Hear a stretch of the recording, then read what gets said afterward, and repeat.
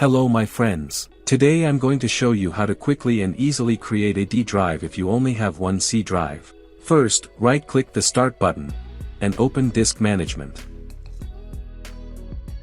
In the window that appears, right-click on Drive C and choose Shrink Volume. Here you'll see the total size of the volume before shrinking, the amount of space available to shrink, and a field where you can enter the size of the new partition. All the values here are in megabytes. For example, since I have about 859 gigabytes of free space on my C drive, I'll allocate 400 gigabytes for the new D drive. To do that, I simply type 400,000 megabytes into the field, and click Shrink. Now the C drive is split into two parts. Right-click on the unallocated space and select New Simple Volume. Click Next. Next, choose a drive letter. I'll keep the default letter D, then click Next again. You can also give your new drive a name if you want. Click Next once more, then Finish.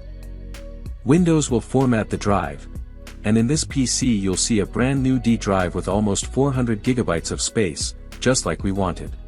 If you ever want to delete the D drive and return its space back to C, simply go back into Disk Management.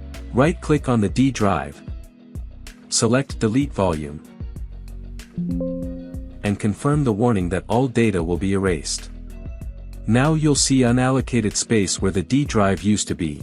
To merge it back with the C drive, right-click on C, choose Extend Volume, click Next a couple of times, and you're done. Close Disk Management, and as you can see, the C drive is back to its original size. Everything is fast and simple. If you found this video helpful, please support it with a like and subscribe to the channel.